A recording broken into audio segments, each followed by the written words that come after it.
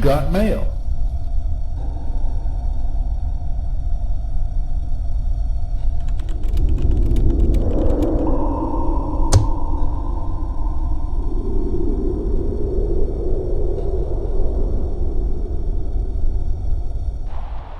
Hey, big bro. Remember your little bro? It's me, Christian C. It's been a long while.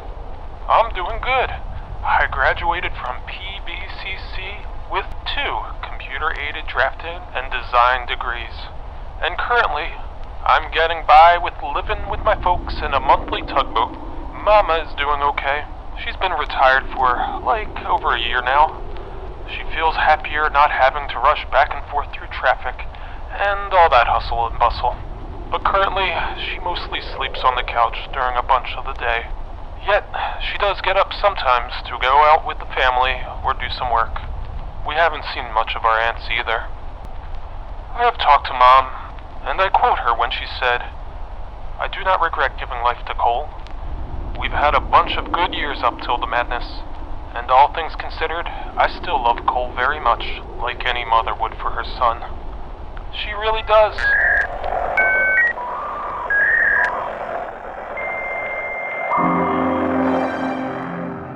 It's very Christian of Barbara to not regret having given birth to me, but I'm an atheist.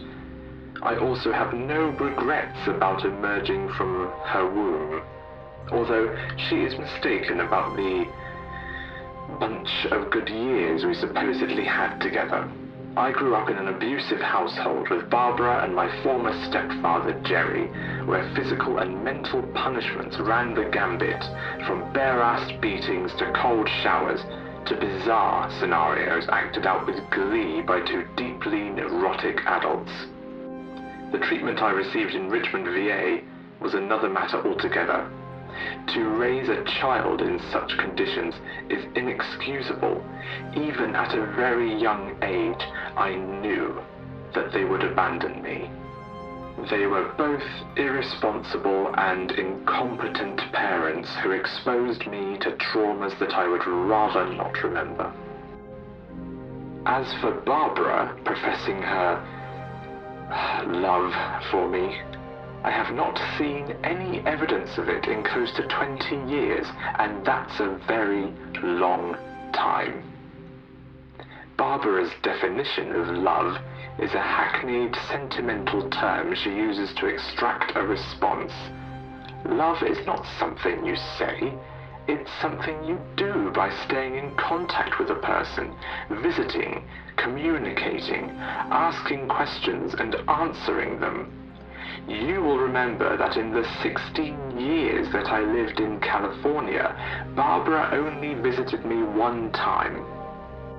In the 11 years that I have lived in New York, she has never visited me.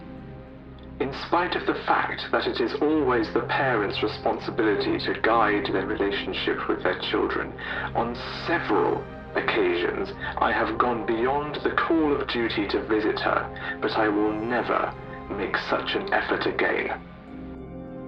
The crux of my problem with Barbara comes from 2 sources. The first is Bob's bitter influence on her, which worked to separate our relationship just as Bob did with his own children with whom he has no association. In nearly 44 years of life, I have never met a meaner or more reprehensible Republican cur than Bob Chandler. I hope that you will email me when he dies, so that I can celebrate. Our mutual hatred has never been a secret, and it points out Barbara's proclivity to isolate herself via scurrilous mates. The second and more compelling issue that permanently ruined my relationship with Barbara is the litany of lies she tells anyone who will listen about the identity of my biological father and about her marriage history. After lying to me about the identity of my father, Barbara refused to come clean and disclose the truth on the eve of my wedding. This might not sound much to you, but I assure you that I spent 15 years attempting to track down my real father with no help from the one person who could clear the air with a few words. Your mother. As it turns out, Barbara was never married to the man she swore was my real father, Jack Dale Smithy, and to whom she said she was married. But she was married to Ran Coleman Yates, a man who visited us when I was a child, and who was always introduced as a friend. I think the fact that Ran's middle name is Coleman tells you all you need to know about the true identity of my father. Realize here the double lie that Barbara told about who she had been married to. It's an example of pathological behavior. Even in their handling of you when you were a child, left alone every day for years by an unfit babysitter, Barbara and Bob proved themselves to be careless parents. Every day of our lives, you and I both pay a price for our parents' selfishness. Bob and Barbara pay a bigger price. They are the lonely and tortured people that they imagined their enemies to be. This is a curse that I would not wish on my worst enemy, especially not my own family. Yes, I have a great life living in New York City, seeing 6 movies a week and interviewing my heroes. I live with a wonderful woman named Catherine, whose family treats me like one of their own. I play guitar in a jazz combo every Wednesday night. I spend 2 weeks out of every year on the French Riviera at the Cannes Film Festival, and 2 weeks in California every Christmas with Catherine's family. I have everything that I ever wanted, except a mother's love. The moral of the story here is that just because someone is a mother does not mean that they are automatically a good person or that they are capable of acting as a parent. When Barbara thinks of me every single day of her life, just as I think about her, she may not regret the many wasted days of opportunity she had to share a relationship with her first son, but she does regret the fact that the opportunity will never come again. The best she can hope for is to read every word that I write in search of clues that will never come. If you want a kick, Google my name and you'll see some of the many newspapers that run my stuff. Go ahead and send your DVD to my address listed below. You and I may be related, but our mother only loves you. Cole.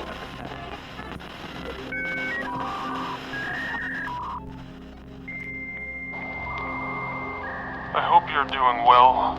Anywho, I have a small favor to ask of you.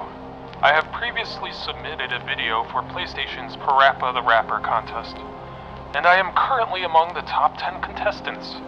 If I win the grand prize, I can take my sweet friend with me to the Penny Arcade Expo in Seattle, Washington. Please, go to the PlayStation website's voting page and vote for me. I'm the lucky 7th video, the one with the blue guitar. Thank you, and I hope you all are still doing well. Take care. Christian Weston Chandler.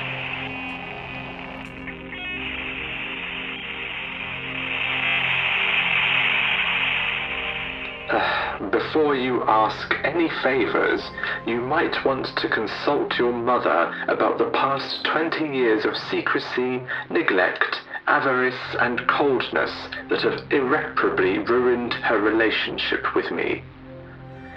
Did Bob finally die? Cole.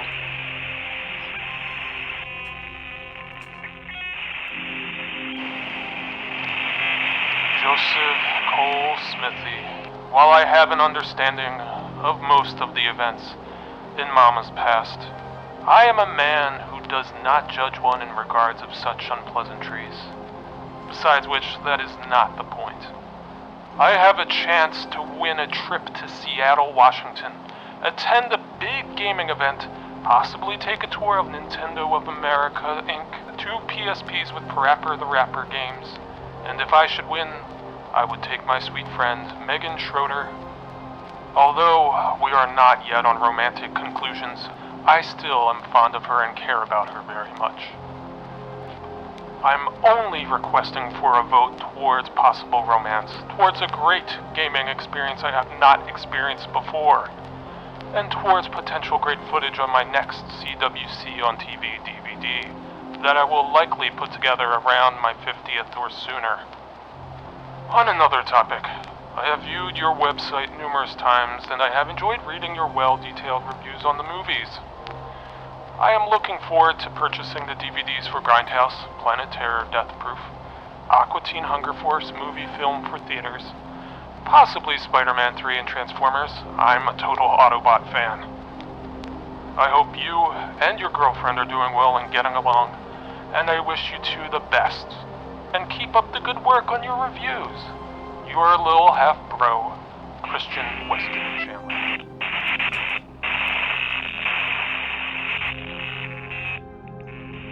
I'll make a deal with you. You find out the identity of my real father from Barbara and email me the person's name, and I will vote for you in your effort to travel to Seattle. Deal? Cole.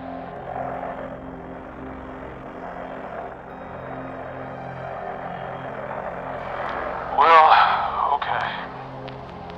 I just checked with our mother, with total confidence, and upon random remembering, I thought for a moment, Rambling Randy.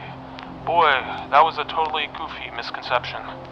Anyway, the name of your biological father is Jack Dale Smithy. Good luck finding anything about him on the web. He was, maybe is a total drunken loser. The only good things that came about in that marriage, said our mother, was the fancy wedding. It was a real sister-pleaser, and it pleased our grandmother as well. May she rest in peace.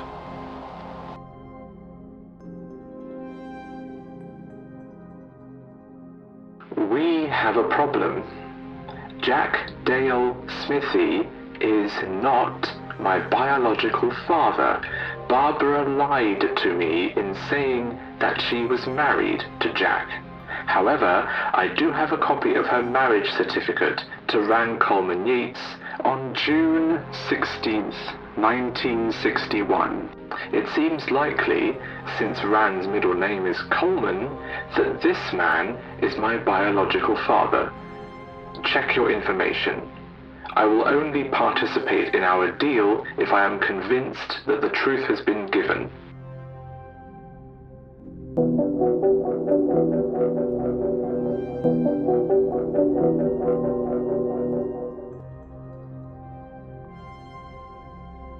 I'd also like to add that Barbara never said anything about being married to Ran Coleman Yates.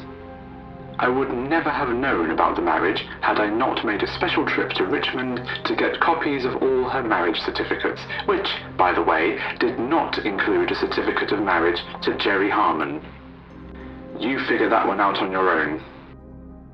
Can you imagine having an essential part of your family history shrouded in mystery for 44 years because the one person who could clear the air insists on lying to you? After hiring a private detective to locate Jack Smithy in Sarasota, Florida, and tracking him down, only to have Barbara hang up the phone in my face when I asked her about his revelations. I really don't give a fuck about Barbara or about her fucking lies. Just FYI, Cole.